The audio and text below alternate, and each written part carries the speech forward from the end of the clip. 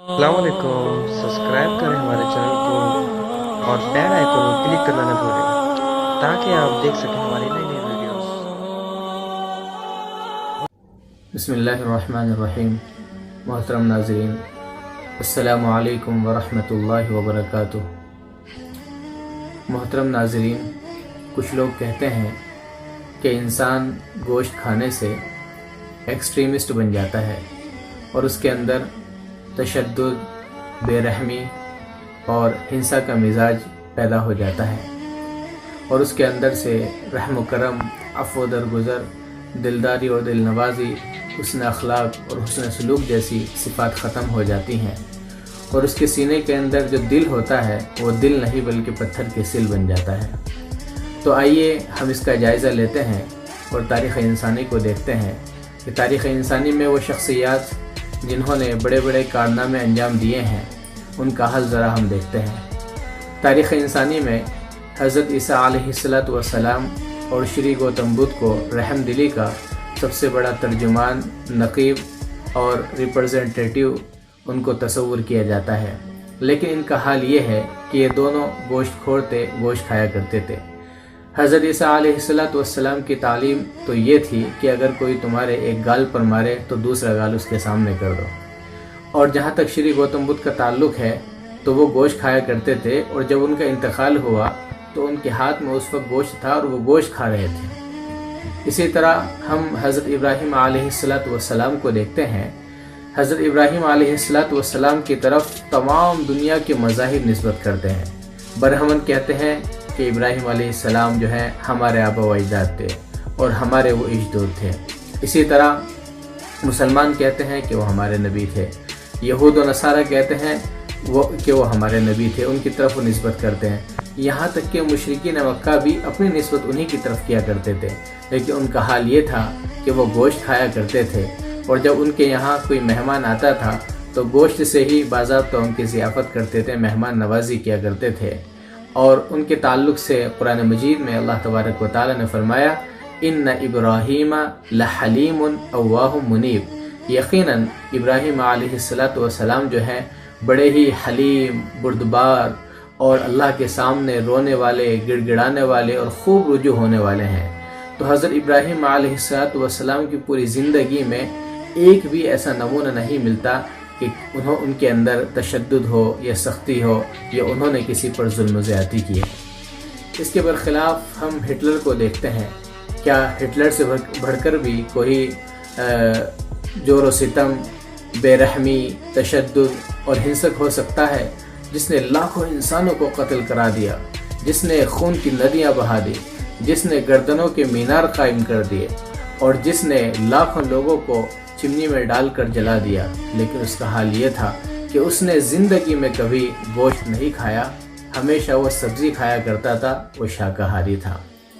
اسی طرح ہم آگے بڑھتے ہیں اور دیکھتے ہیں کہ ہندوستان آزاد ہونے کے بعد اب تک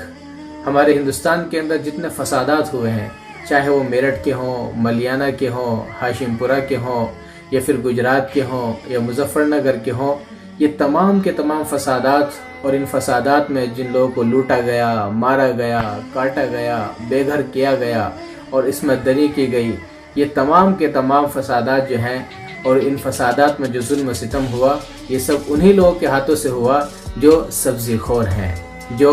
شاکاہاری ہیں۔ پھر ذرا ہم آگے چلتے ہیں۔ اسی سال کے اندر فروری کے مہینے میں جو دہلی کے اندر فساد ہوا اور جس میں لاکھوں انسان بے گھر ہو گئے، جس میں ہزاروں گھروں کو لوٹ لیا گیا، ان میں آگ لگا دی گئی، ہزاروں دکانوں کو لوٹ لیا گیا، ان میں آگ لگا دی گئی، مسجدوں میں آگ لگا دی گئی اور ہزاروں انسان جو ہیں وہ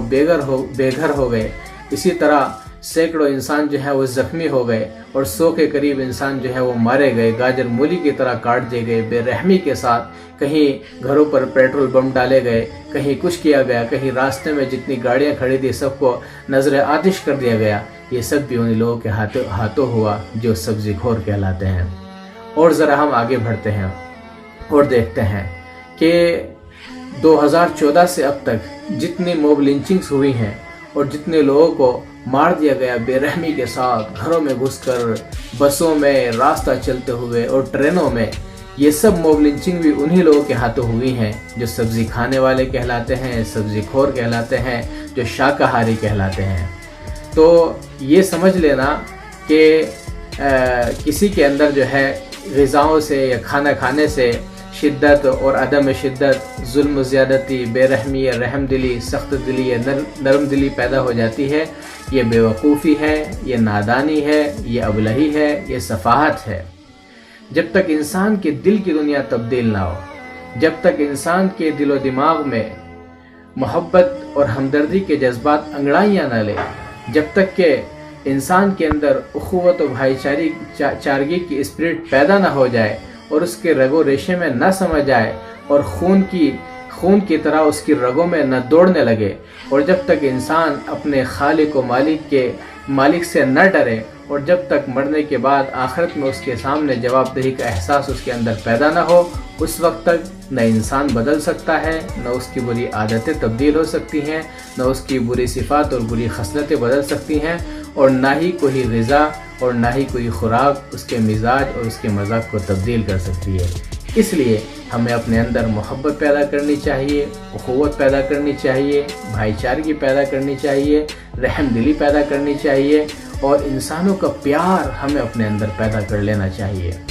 اگر کوئی انسان کسی سے محبت کرتا ہے، پیار کرتا ہے، تو وہ مالک، وہ اوپر والا، وہ اللہ و پروردگار، وہ بھی اس پر رحم کرتا ہے، وہ بھی اس سے پیار کرتا ہے۔ اللہ کے نبی صلی اللہ علیہ وسلم نے فرمایا، الراحمون یرحمہم الرحمن ارحموا اہل الارض یرحمکم من فی السماء۔